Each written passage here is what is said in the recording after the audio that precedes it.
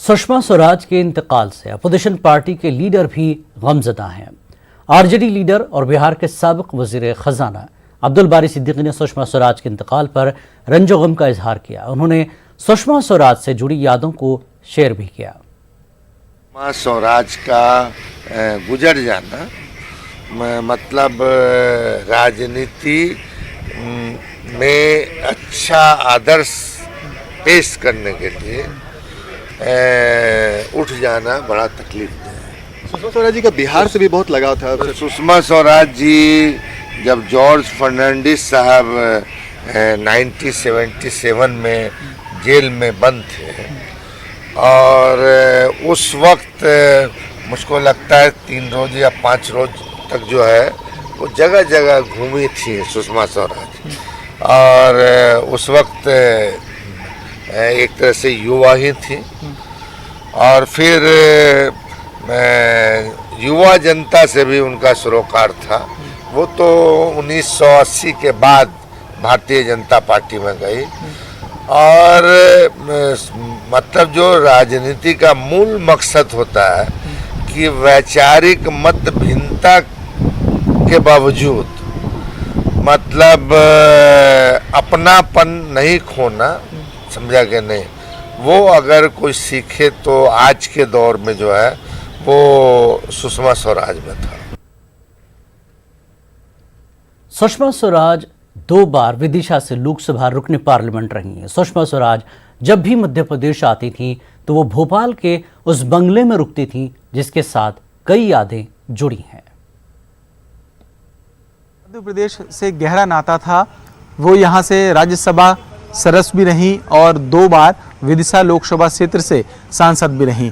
हम इस वक्त उसी बंगले में मौजूद हैं जहाँ पर सुषमा स्वराज रहा करती थी। जब भी मध्य प्रदेश के दौरे पर आया करती थी और भोपाल में उनका रुकना होता था तो इसी बंगले में आकर वो रुका करती थी। और मुझे याद है कि पिछली बार जब वो यहाँ पर आई थी आखिरी बार, तब उन्होंने यहाँ गीता के साथ में एक प्रेस कॉन्फ्रेंस भी की थी और मीडिया से जो गीता है उसके परिजनों को ढूंढने की एक अपील भी की थी। इस बंगले के साथ सुषमा स्वराज की तमाम यादें जुड़ी हुई हैं जो अब बस यादें बन के रह गई हैं।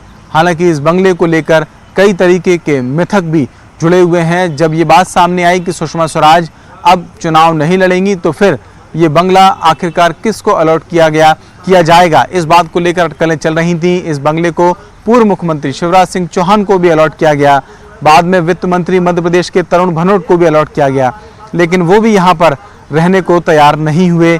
वजह ये थी कि ये कहा जाता है कि इस बंगले में जो भी आता है वो गंभीर बीमारी का शिकार होता है और अब ये कहा जा रहा है कि हो सकता है इस बंगले को हेरिटेज में तब्दील कर दिया जाए। लेकिन बड़ी बात ये कि जो मिथक इसके साथ जुड़ा हुआ था वो क्या वाकई में सच हो गया है।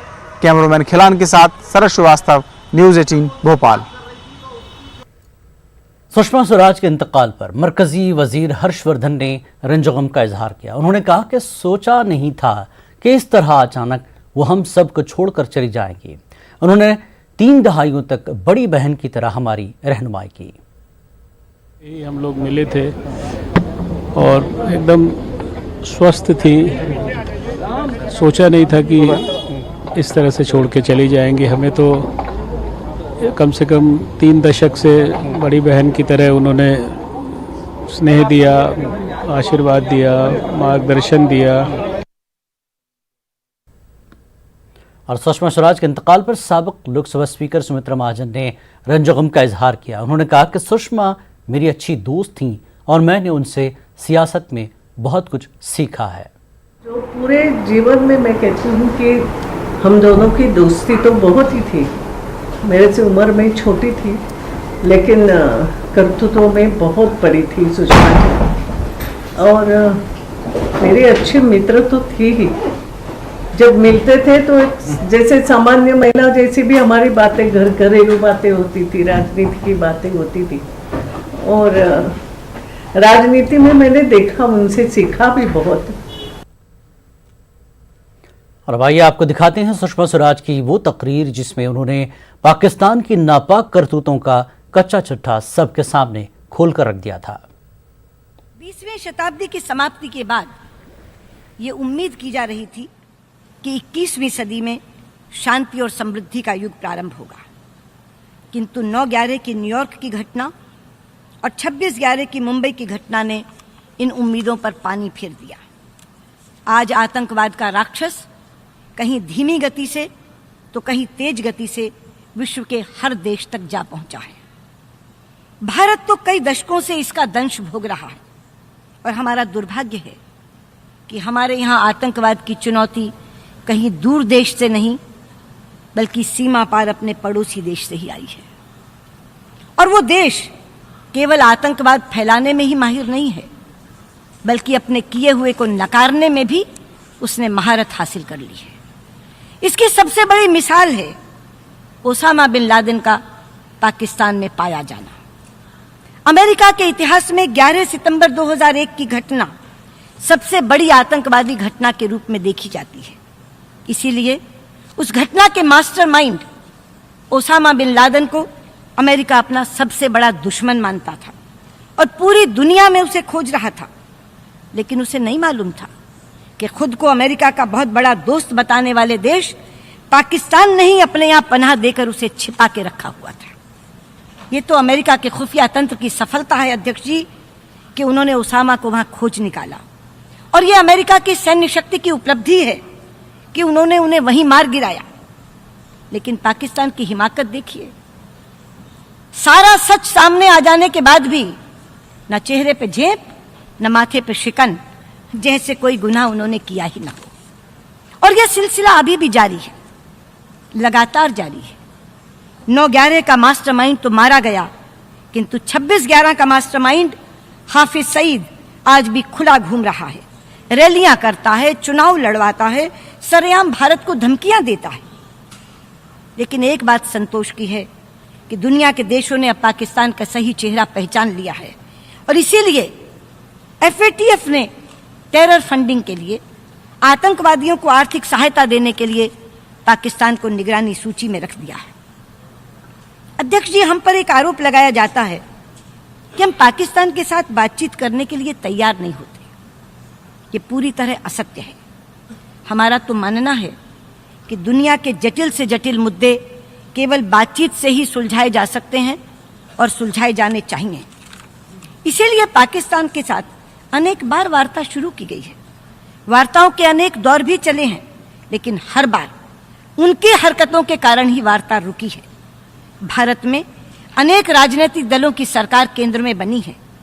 हर सरकार ने यह कोशिश की कि बातचीत के द्वारा हमारे विवाद सुलझ जाएं। और प्रधानमंत्री नरेंद्र मोदी जी ने तो अपने शपथ ग्रहण समारोह के पहले ही सार्क के सभी नेताओं को आमंत्रित करके सरकार बनने से पहले ही ये शुरुआत कर दी थी। 9 दिसंबर 2016 को स्वयं मैंने इस्लामाबाद जाकर कॉम्प्रिहेंसिव बायलैटरल डायलॉग की शुरुआत कर दी थी, किंतु मात्र 3 हफ्ते बाद 2 जनवरी की रात को पठानकोट एयरबेस पर हमला कर दिया गया। आप ही बताएं अध्यक्ष जी, उस माहौल में बातचीत आगे कैसे बढ़ सकती थी। अभी भी पाकिस्तान में नई सरकार आने के बाद वहां के प्रधानमंत्री इमरान खान ने प्रधानमंत्री मोदी को पत्र लिखकर यह इच्छा जताई कि न्यूयॉर्क में दोनों देशों के विदेश मंत्रियों की अगर मुलाकात हो जाए तो अच्छा होगा। हमने उनका प्रस्ताव मंजूर किया, लेकिन चंद घंटों बाद ये खबर आई कि जम्मू और कश्मीर पुलिस के 3 जवानों का पहले अपहरण किया और बाद में उन्हें मारकर फेंक दिया। क्या ये हरकतें बातचीत की नीयत को दर्शाती हैं?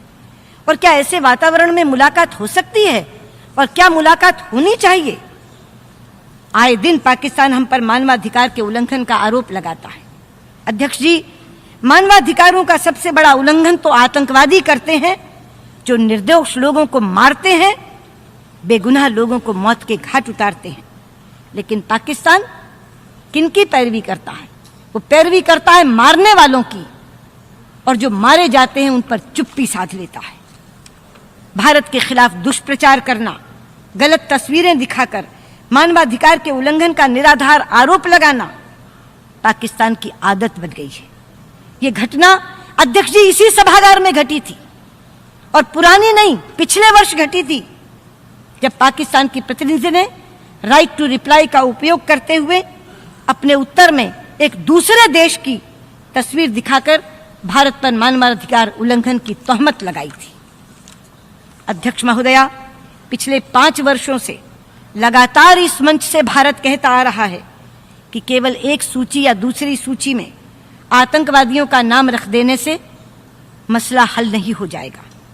जब तक हम आतंकवादियों को किसी अंतर्राष्ट्रीय कानून की गिरफ्त में नहीं लाएंगे, तब तक ये सिलसिला चलता रहेगा। सभापति जी, हम तो गरीबी से लड़ रहे हैं, लेकिन हमारा पड़ोसी देश पाकिस्तान हमसे लड़ रहा है। परसों इसी मंच से बोलते हुए पाकिस्तान के वजीर आजम शाहिद खाकान अब्बासी ने भारत पर तरह तरह के इल्जाम लगाए। हमें स्टेट स्पॉन्सर्ड टेररिज्म फैलाने का गुनहगार भी बताया और मानवाधिकार उल्लंघन का आरोपी भी। जिस समय वो बोल रहे थे तो सुनने वाले कह रहे थे, लुक हु इज टॉकिंग। जो मुल्क हैवानियत की हदें पार करके सैकड़ों बेगुनाहों को मौत के घाट उतरवाता है, वो यहां खड़ा होकर हमें इंसानियत का सबक सिखा रहा था, हमें मानवाधिकार का पाठ पढ़ा रहा था। पाकिस्तान के वजीर आजम ने कहा कि मोहम्मद अली जिन्ना ने पाकिस्तान को शांति और दोस्ती की विदेश नीति विरासत में दी थी। मैं उन्हें याद दिलाना चाहूंगी कि मोहम्मद अली जिन्ना ने शांति और दोस्ती की नीति विरासत में दी या नहीं थी, ये तो इतिहास बहुत अच्छी तरह जानता है, लेकिन ये एक सच्चाई है कि प्रधानमंत्री मोदी ने शांति और दोस्ती की नीयत जरूर दिखाई थी। उन्होंने सारे रुकावटों को पार करते हुए दोस्ती का हाथ आगे बढ़ाया, किंतु कहानी बदरंग किसने की, अब्बासी साहब, इसका जवाब आपको देना है, मुझे नहीं। वो यहां खड़े होकर संयुक्त राष्ट्र के पुराने प्रस्तावों की बात भी कर रहे थे, पर क्या उन्हें याद नहीं कि शिमला समझौते और लाहौर डिक्लेरेशन के अंतर्गत हम दोनों देशों ने यह निर्णय किया है कि हम आपसी मसलों को इकट्ठे बैठकर के हल करेंगे, किसी तीसरे की मध्यस्थता स्वीकार नहीं करेंगे। सभापति जी, सच्चाई तो यह कि पाकिस्तान के सियासतदानों को याद तो सब कुछ है, लेकिन अपनी सुविधा के कारण वो उसे भूल जाने का नाटक करते हैं। पाकिस्तान के वजीर आजम ने कॉम्प्रिहेंसिव डायलॉग की बात भी की। मैं उन्हें याद दिला दूं कि 9 दिसंबर 2015 को हार्ट ऑफ एशिया के सम्मेलन के लिए जब मैं इस्लामाबाद गई थी, तो उनके नेता और उस समय के वजीर आजम नवाज शरीफ की सरपरस्ती में नए सिरे से डायलॉग शुरू करने का फैसला हुआ था और उसे नया नाम भी दिया गया था।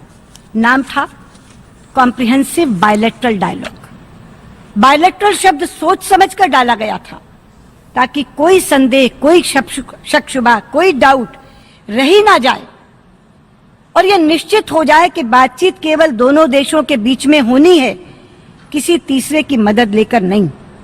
लेकिन वो सिलसिला आगे क्यों नहीं बढ़ा, इसके लिए भी अब्बासी साहब जवाबदेह आप हैं, मैं नहीं। तो मुल्क के खिलाफ कोई भी चीज गलत हो वो बर्दाश्त नहीं करती थी। दहशतगर्दी पर सुषमा स्वराज का रवैया काफी सख्त होता था। अक़वाम मुत्तहिदा जनरल असेंबली के 73वें सेशन में जिस तरह से उन्होंने खिताब किया, सुषमा स्वराज ने कहा था कि जिनके घर शीशे के हों तो वो दूसरों के घरों पर पत्थर नहीं फेंकते। और वहीं सुषमा स्वराज अपने ख्यालात को बड़ी ही बेबाकी से ऐवान में रखती थीं। उनका कहना था कि जब ऐवान है, यहाँ पर मुद्दों पर बहस होनी चाहिए। लेकिन अध्यक्ष जी, ये इतिहास में पहली बार नहीं हुआ जबकि राज्य का सही अधिकारी अपने राज्याधिकार से वंचित कर दिया गया। त्रेता में यही घटना राम के साथ घटी थी। राज तिलक करते करते वनवास दे दिया गया।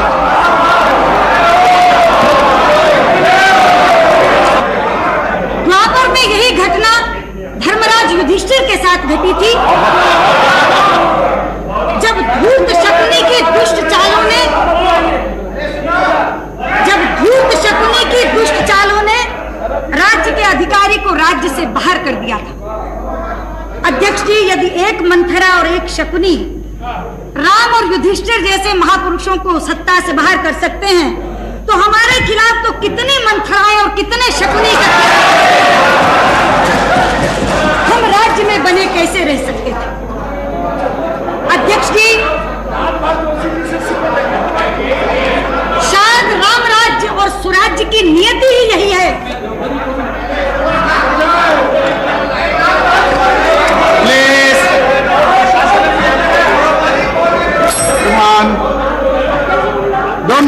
is so interesting.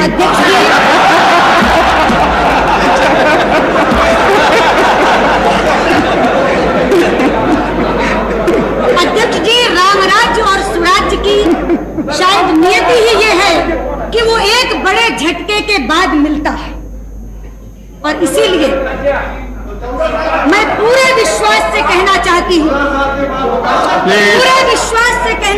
हूँ, कि जिस दिन 28 तारीख की दोपहर को मेरे आदरणीय नेता अटल बिहारी वाजपेयी ने इस सदन में प्रधानमंत्री पद से अपने त्याग पत्र की घोषणा की थी, हिंदुस्तान में उस दिन राम राज्य की भूमिका तैयार हो गई। हिंदुस्तान में उस दिन स्वराज्य की नींव पड़ गई थी। दूरदर्शन के सामने जीवंत प्रसारण देखने वाला हिंदुस्तान का वो मतदाता उनके त्याग पत्र की घोषणा के साथ करहा उठा था, ये अन्याय हुआ है, अन्याय हुआ है।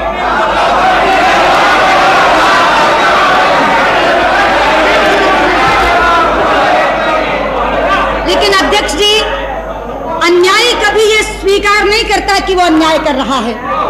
अन्यायी तो अपने स्वार्थ को सिद्धांत का बाना पहनाकर इस तरह प्रस्तुत करता है जैसे सबसे बड़ा न्याय कर रहा है, और यही इस सदन में घटा।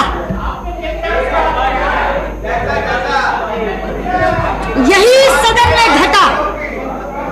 धर्मनिरपेक्षता का बाना पहनकर हम पर सांप्रदायिकता का आरोप लगाकर ये तमाम लोग एक साथ हो गए, एकजुट हो गए। कहा था मेरे नेता ने उस समय, धर्मनिरपेक्षता बनाम सांप्रदायिकता पर राष्ट्रीय बहस होनी चाहिए। चाहते हैं हम चाहते हैं कि इस देश के संविधान निर्माताओं ने धर्मनिरपेक्षता की क्या कल्पना की थी और इस देश के शासकों ने उसे किस स्वरूप में ढाल दिया, इस पर राष्ट्रीय बहस होनी चाहिए। कि एक अपूर्णीय क्षति है जब भी मातृशक्ति के सशक्तिकरण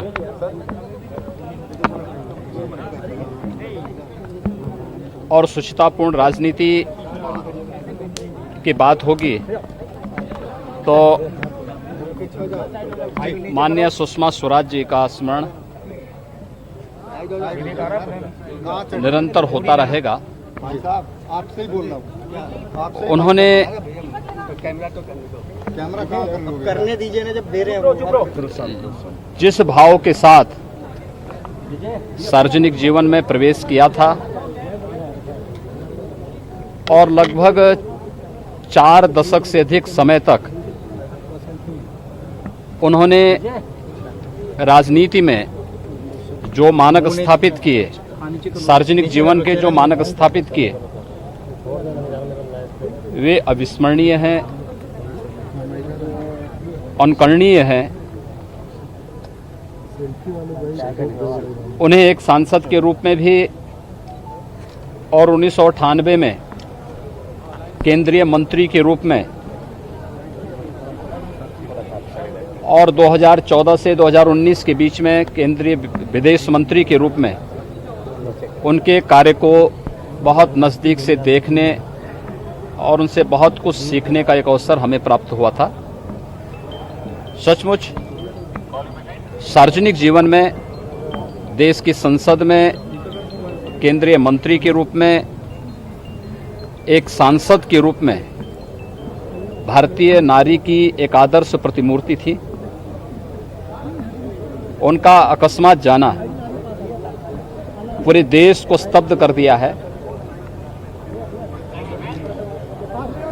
पूरी निष्ठा के साथ जिस कार्य को करती थी, पूरी ईमानदारी के साथ, पूरी निष्ठा के साथ और पूरी टीम को साथ लेकर के चलने का जो भाव माननीय सुषमा स्वराज जी का जो था, वह निरंतर उनका स्मरण कराएगा।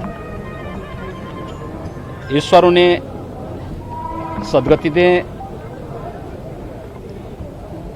उनके प्रति विनम्र श्रद्धांजलि अर्पित करने के लिए हम लोग यहाँ पर आए हैं। परिजनों के प्रति और अपने उन कोटि कोटि कार्यकर्ताओं के प्रति जिनके लिए एक नई प्रेरणा थी माननीय सुषमा जी, उन सब के प्रति भी अपनी संवेदना व्यक्त करने के लिए आज मैं यहाँ पर विशेष रूप से आया हूँ। और आखिरी वक्त कब आपकी उनसे बात हुई थी? देखिए, मेरी माननीय सुषमा जी के साथ अंतिम मुलाकात यहाँ पर शपथ ग्रहण समारोह के दौरान हुई थी, लेकिन उससे पहले मैंने इस बात को देखा था कि हम लोगों ने 15वां प्रवासी भारतीय दिवस का आयोजन वाराणसी में आदरणीय प्रधानमंत्री जी के मार्गदर्शन में संपन्न किया था और 3 दिनों तक हम लोगों को वाराणसी में रहने का अवसर प्राप्त हुआ था। मैंने देखा था अस्वस्थता के बावजूद भी प्रातः 7 बजे से लेकर के रात्रि 12 बजे तक अप्रवासी भारतीयों के लिए, भारतवंशियों के लिए क्या भाव था उनके मन में। और सचमुच उनका प्रयास था कि 15वां प्रवासी भारतीय दिवस का कार्यक्रम 21 से 23 जनवरी को बहुत सफलतापूर्वक काशी में संपन्न हुआ। मुझे याद है कैसे वह छोटी छोटी बातों का ध्यान रखती थी। विगत चुनाव में विदिशा में उन्हें एक सभा में जाना था, अस्वस्थता के कारण नहीं जा पाई, तो उन्होंने मुझे फ़ोन किया, कहा कि अगर उस चुनाव में अगर आप चले जाते। मैंने कहा कोई बात नहीं, मेरी उधर ही मध्य प्रदेश में ही मेरी सभाएं लगी हैं, उनमें से एक सभा में वहाँ भी करते हुए आ जाऊँगा, आप सूचना दे दीजिए, कोई बात नहीं। मैंने पार्टी को भी सूचना दी, उन्होंने भी बताया। कार्यक्रम होने के बाद मैं जब रात्रि को वापस लखनऊ आया तो मैंने देखा कि सुषमा जी फिर फ़ोन किए। उन्होंने कहा आपकी सभा बहुत अच्छी हुई, मुझे बहुत अच्छा लगा। यानी छोटी छोटी चीज़ों को किस प्रकार से स्मरण करते हुए और हमें प्रोत्साहित करती थी, बहुत बड़ी बात थी। संसद में कैसे बोलना है, इस बारे में हम लोगों को प्रारंभ में सुषमा जी ने और भारतीय जनता पार्टी के हमारे वरिष्ठ नेताओं ने एक जो दिशा दी थी, वह सदैव हम लोगों के लिए एक प्रेरणा बनी रहेगी। मैं उनके दिवंगत होने पर आज उनके स्मरण को, उनकी स्मृतियों को कोटि कोटि नमन करता हूं, अपनी विनम्र श्रद्धांजलि अर्पित करता हूं। धन्यवाद। उत्तर प्रदेश योगी आदित्यनाथ सुषमा स्वराज को याद करते हुए कि उन्होंने क्या सीखा और किस तरह से वो सुषमा स्वराज को देखते हैं। बहरहाल सुषमा स्वराज ने अपने बाद वाले नेताओं को सिखाया भी है, समझाया भी है, और बाद वाले नेताओं ने बहुत कदर की निगाह से सुषमा स्वराज की बातों को लिया, जिसकी वजह से आज उनके बाद वाले नेता भी कामयाब सियासी सफर पर हैं।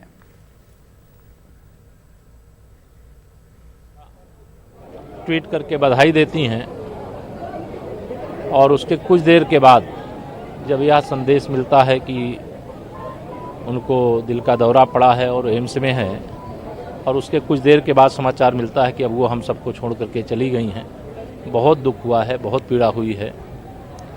मैं तो लगभग 30-35 वर्षों से उनको सुनने का, मिलने का और उनका जब अवसर मिला है उनका मार्गदर्शन प्राप्त करने का अवसर पाया हूँ।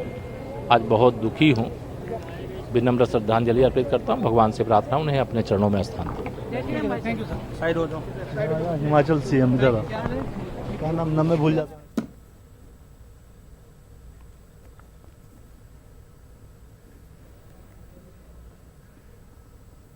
तो आज उत्तर प्रदेश के तमाम नेता भी सुषमा स्वराज को याद कर रहे हैं। जब भी वो किसी इंतखाबी सरगर्मियों के तहत पहुंचती, तकरीर करती, इजलास से मुखातिब करती, तो लोगों ने जो कुछ उन्हें सुना है, पार्टी कारकुन हो या नेता हो, आज उनके जहनों में वो चीज़ें उभर कर आ रही हैं कि किस तरह से वो बोलती थी। और एक स्नेहशील भाव रखती थी हमेशा, और वो कितना भी बड़े पद पर बैठी थी, लेकिन वो कभी एहसास नहीं दिलाया कि वो बहुत बड़ी है, कि वो हमें हमेशा अक्सर हम दीदी कहते हैं, और आज वो हमारे बीच में नहीं है, ये यकीन नहीं हो पा रहा है। दिल्ली के सीएम से लेकर सूचना प्रसारण मंत्री से लेकर वो विदेश मंत्री तक उन्होंने इस देश के लिए और जनता के लिए बहुत सेवा की। खास तौर वो विदेश मंत्री होते हुए और गरीब से गरीब लोगों के लिए भी और दुखी लोगों के लिए वो हाथ बढ़ाती थी। आज मैं यही बताना चाहती हूँ कि वो माँ भी है, बहन भी है, और एक बड़ी नेता भी, और एक वक्ता भी थी। पार्लियामेंट में हम उनके भाषण सुनते सुनते हम एक प्रेरणा मिलती थी हमें, और किस तरह भाषण में वो कितना सरल थी और विरोधी लोगों को वो टक्कर देना था तो उतना भी सख्त से वो टक्कर देती थी। तो मैं 2 महीने पहले मैंने इसी दफ्तर में उनको मिली थी, तो बहुत ही मतलब स्नेह भाव से मुझे मिली और प्यार से मुझे मिली और ये भी आश्वासन दिया कि जया आप तुम चिंता मत करो, हम सब आपके साथ हैं और तुम दुखी मत होना। तो ये बातें मेरे कानों में अभी भी गूंज रहे हैं और मुस्कुराते हुए वो चेहरा और उनके जो आंखें और उनके जो मुस्कुराहट, वो सब जो है वो मेरे सामने अभी भी मेरे आंखों के सामने है। We lost a great, honest and remarkable leader. ये भारत जनता पार्टी के लिए और देश के लिए, राजनीति के लिए भी it is a great loss. रह चुकी है और जो बीजेपी भारतीय जनता पार्टी के लिए बहुत बड़ी क्षति भी है और उन्होंने कई ऐसे लोगों के लिए भी कार्य किया है जो कि सिर्फ ट्विटर पे उनको फॉलो करते थे कि वो विदेश में फंस गए हैं, कुछ ऐसा हो चुका, उनके लिए भी उन्होंने। और आपकी उनकी मुलाकात कभी हुई है जो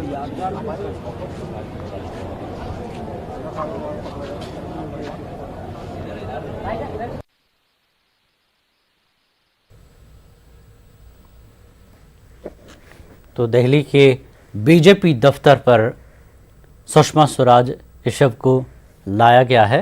आखिरी दीदार पार्टी के कारकुन लीडर बीजेपी के दफ्तर में कर रहे हैं। आखिरी सफ़र की तरफ रवादवा सुषमा स्वराज, आखिरी दीदार इस वक्त दिल्ली बीजेपी दफ्तर में किया जा रहा है।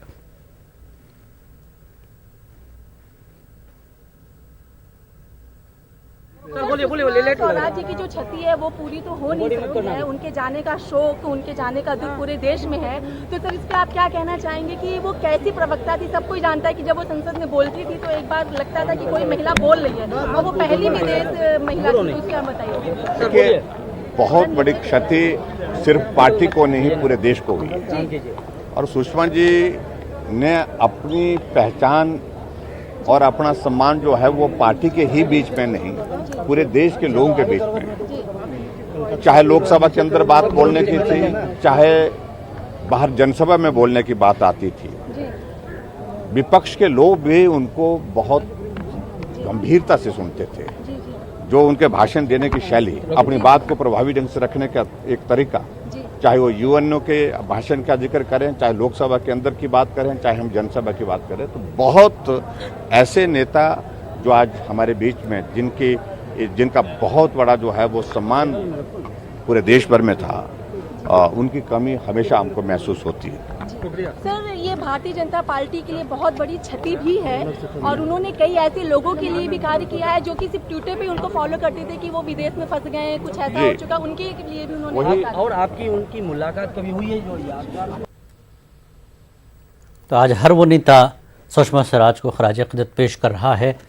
उनकी बातें, उनकी यादें लोगों के दिलों में आज भी हैं और आगे भी रहेंगे। एक साथ ही करेंगे, आप एक साथ करो जी। सुषमा जी के जाने का बहुत दुख है हम सबको, पार्टी के अंदर है ही है, लेकिन उसके साथ साथ में पार्टी से बाहर भी जो लोग हैं देश भर में उनकी कमी को महसूस कर रहे हैं। और मैं अच्छी तरह से इस बात को महसूस करता हूं कि सुषमा जी जब लोकसभा के अंदर बोलते थे, कितना भी वहां पर व्यवधान होता था, लेकिन उसके बावजूद भी विपक्ष के लोग भी उनको सुनते थे। जनसभा में आते थे, अपनी ही पार्टी के लोग नहीं, पार्टी से हट करके दूसरे लोग भी आते थे, इसलिए आते थे कि सुषमा जी आ रही हैं। तो ऐसे एक नहीं अनेक प्रसंग हैं और पार्टी को उनने यहाँ तक पहुँचाने में बहुत महत्वपूर्ण योगदान दिया है, जिसको हमेशा मैं इस बात को कह सकता हूँ, बहुत व्यक्तिगत रूप से हमारे कई बार मिल कैसे काम करना, मेरे जीवन में एक अनुभव जरूर है कि बड़ा किया था और उस सभा में उनके हेलीकॉप्टर को उतरने में कठिनाई हुई। एक वक्त ऐसा लगा कि चौपर नहीं उतरेगा, लेकिन उसके बावजूद भी उन्होंने व्यक्तिगत रूप से पायलट से आग्रह किया कि उतरना है आप जैसे। बहुत कठिनाई के बाद चौपर उतरा, जनसभा को संबोधित किया। तो ऐसे बहुत प्रसंग है जो इनको हम स्मरण कर सकते हैं। Thank you.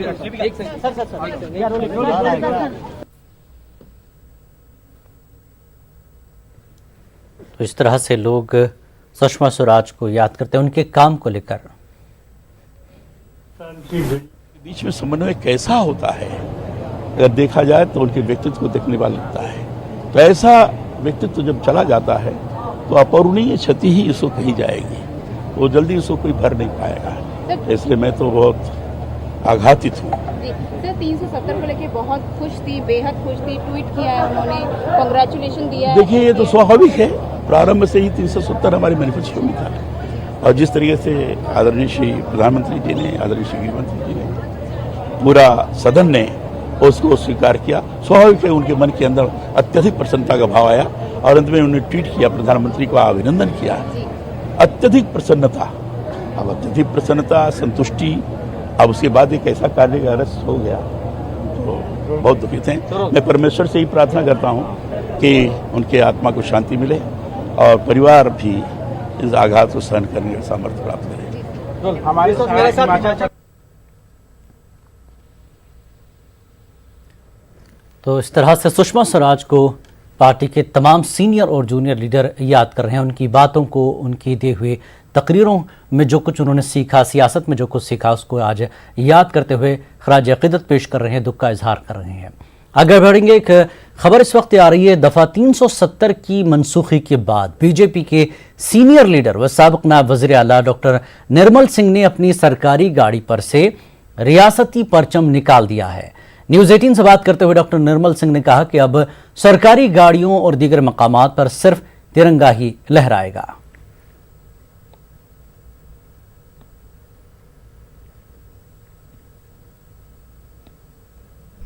जम्मू कश्मीर के देशभक्त लोग, हम सभी लोग जो है वो बहुत खुश हैं। ये हम जब सरकार में थे तो हमें लगाना पड़ता था, क्योंकि हम कॉन्स्टिट्यूशन को मानने वाले लोग हैं। चाहे कॉन्स्टिट्यूशन में गलती ही था, वो उसको गलत हम मानते थे, अंतरात्मा कहती थी ये गलत है, लेकिन क्योंकि कॉन्स्टिट्यूशन है और देश कॉन्स्टिट्यूशन से चलता है, इसलिए उसको लगाना पड़ता था भारी मन से। और आज हम बहुत खुश हैं, वो जो बोझा था हमारे सिर के ऊपर, हमारे दिल के ऊपर, वो आज बोझा उतर गया है। हाँ, कश्मीर में भी और जम्मू सेक्रेटरीट पे जो सेक्रेटरीट था, यहाँ झंडा लगता है। हमारे जो यहाँ के एडवाइजर्स हैं, मिनिस्टर्स के झंडे लगते थे, स्पीकर की गाड़ी पर लगता था, तो मैंने तो पहल करके इसको उतार दिया। बाकी भी जल्दी जो है मुझे लगता है अभी तक हो जाना चाहिए। वक्त है एक ब्रेक का, ब्रेक के बाद फिर लौटेंगे।